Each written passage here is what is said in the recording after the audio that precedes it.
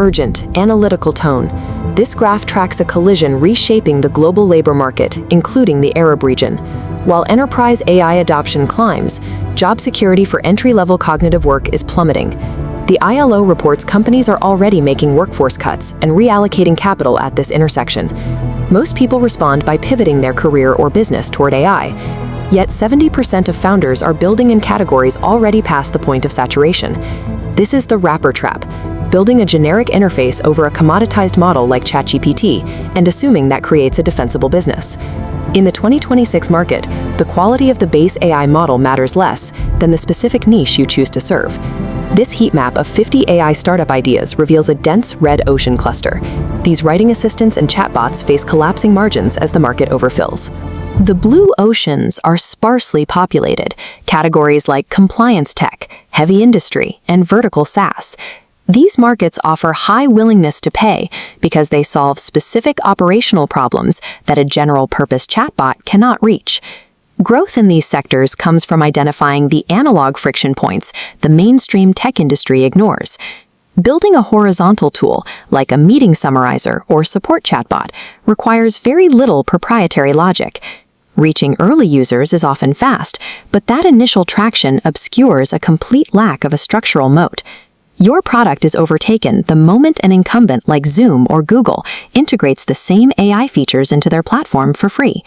Once the platform owner updates their software, the standalone startup loses its primary reason to exist. Competing at the horizontal layer means you are fighting a platform owner who already controls the customer relationship and the data. A durable alternative is the regulatory catalyst, a market driven by a hard legal requirement. Look at the timeline for the EU AI Act. Enterprise compliance spending is spiking as the August 2026 enforcement deadline approaches. Fines for non-compliance can reach millions of dollars, making documentation and auditing tools a non-discretionary expense for large firms. While this path guarantees buyers, it requires navigating slow enterprise sales cycles and maintaining deep legal or technical expertise. When a government attaches a heavy fine to a hard deadline, companies stop debating the software's value and start writing checks to avoid the penalty. Another durable strategy is vertical SaaS for industries that still operate largely offline. Many service industries are facing 30% increases in labor costs, while still running their dispatch and quoting on paper. For an HVAC contractor, AI-driven route scheduling moves the business off this analog clipboard, reducing fuel costs and technician downtime. In pest control, AI can optimize chemical usage, which directly reduces material waste and labor hours per job. Retention in these industries is exceptionally high because the tool becomes part of the daily workflow. The challenge is reaching these buyers through trade associations rather than viral ads.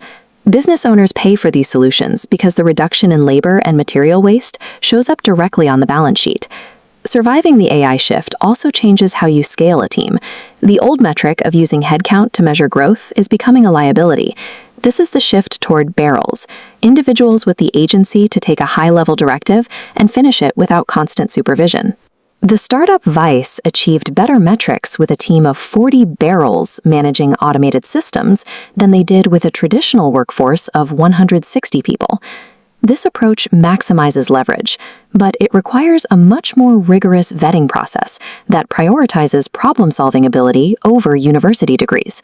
Success now comes from maximizing the density of autonomous talent rather than the total number of employees. Because AI models are now a commodity, value is found in distribution channels and regulatory forcing functions. Your optimal path depends on your current capital and your level of domain expertise. For a solo founder with limited capital but niche knowledge, the highest probability of success is in vertical SaaS. By targeting trades like HVAC or roofing, a single founder can reach $10,000 in monthly revenue through trade associations without a sales team. If you have high capital and deep technical experience, the path leads to infrastructure and fintech. Building agent infrastructure or specialized fintech tools creates the kind of lock-in required for long-term enterprise contracts. For a young professional looking to secure their future, the focus should be on high agency roles. Avoid the entry-level roles AI is currently automating. Instead, shadow experts to learn how to manage these systems as a barrel. A strategy that doesn't match your available resources will fail, even in a growing market.